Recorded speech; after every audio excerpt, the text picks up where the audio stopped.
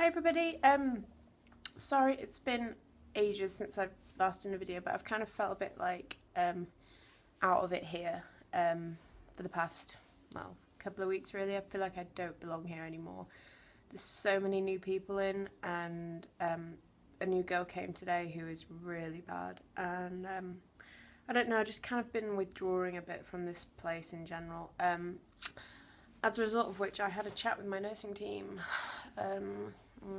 last week, and I've decided to bring my discharge date forward. Had I left it, I wouldn't be looking to be leaving here till the 19th of March.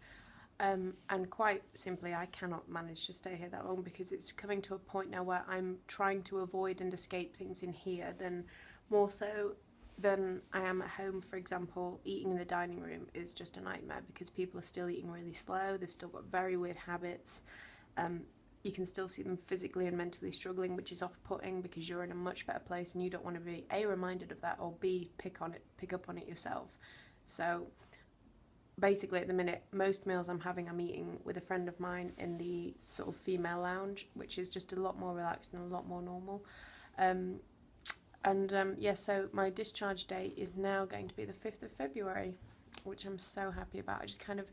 I want to get my life back together. I'm moving house now, probably around that time. I need to get back into work. I really need some money, desperately. And I'm ready for this now. And I know a lot of people will have reserves about this because it's like a one-shot deal, and there's no going back once you've decided.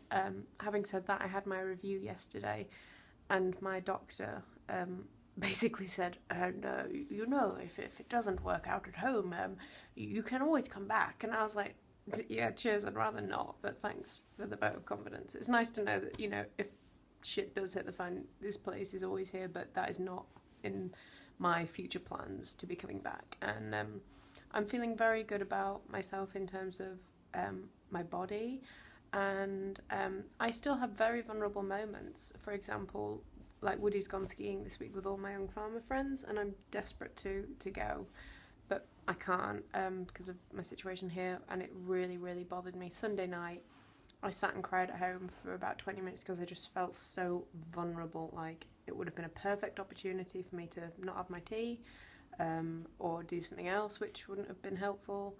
We know what I'm talking about, but I didn't, and I kind of basically sat and cried. And I'm going to be totally frank now, I kind of let the emotion happen, cried about it, and then sorted it out by going to see my mum and spending the night with her, which was so nice, just to be with my mummy.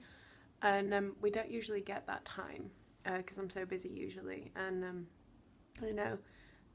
it's nice for me to be there for her, knowing that if she needs something grabbing or getting, I'm there to get it. And also she was there for me in a way that she probably didn't even recognise, just by being there, by being my mum, and having that kind of nice mother-daughter time together was really valuable.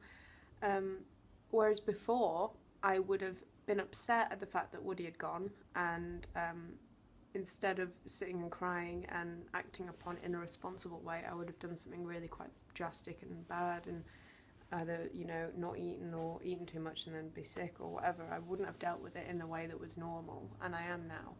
And I would much rather sit and cry for 20 minutes and deal with feeling like utter crap than going through what I would normally do. So that's a massive lesson learned, and a problem that I'd solved myself, basically. I recognised that I was feeling like crap and realised what I needed at that moment in time was just a little bit of attention. So I've only got a few more weeks now, and tomorrow is a big day because it's fish and chip day. I'm going with my friend Katie to the Weatherby Whaler and having fish and chips, and we're not going to the gym either, so it's like a normal situation, and that's basically the last thing that I wanted to do in terms of food challenges.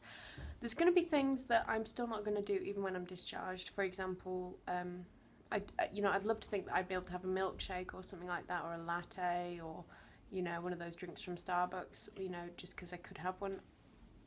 Maybe I will in a few years' time. When I'm discharged, it's not going to be something that I'm going to look to be doing just to prove that I'm better. I've still got to be really careful about the food that I pick, just to make sure that it doesn't set me off having a wobbler. And for the first few months, I'm going to have to be really cautious. And, that's just the way it's got to be. If I need to be strict with myself, in that way to ensure that it keeps him on the right path, then I'm going to have to do that. And, you know, maybe in years down the line, I will feel a lot more braver and a lot more ready to just maybe do things a bit more spontaneously and, you know, have foods that in previous times would have scared the crap out of me. But my goal basically for the next year is to keep my BMI above 20, because the statistic being that if you can keep your BMI above 20 for a year, your chances of recovering altogether, you know, 10 years down the line are so much higher. So that is my main goal, keeping it between ideally 20 and 21. And if I can do that, then I think I'll be on the right road.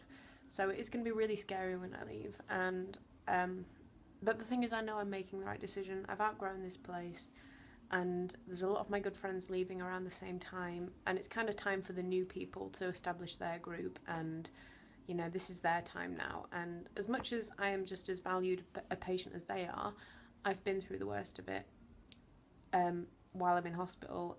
The real work for me starts back at home. The real work is your recovery. You're on your own 2 feet. It's down to you now, kind of stuff. There's not going to be a nursing team on board 24/7. I'll still have outpatients, but it's not like, you know, I have a dodgy meal and there's somebody only that I can run and grab, you know, like I can here, you know, and sit with for 5 or 10 minutes talking about it. It's up to me to sort of get through it by myself. And with that comes, you know, help from Woody, help from my family, help from my friends. I can't do it all on my own. It would be ridiculous of me to think I can. It won't work if I'm left on my own. I need the support from my peers and my friends and family, which hopefully I will continue to get. So that's my big news. So fish and chip day tomorrow, back home on Thursday, and then I've got another public speaking competition on Sunday, which is good. So hopefully that'll go well, and I'm looking forward to that. And Woody will be home, which is going to be great. So I'm gutted I've missed skiing, but there's always next year or the year after, and it's a big enough year anyway for me, really, with all my stuff going on. So that's my news. So I hope you're all supportive of it, and if you're not, keep your opinions to yourself, because I don't want to know, because I'm happy with it. And yeah, I will leave it there. So have a good night, everybody, and I will speak to you later. Bye.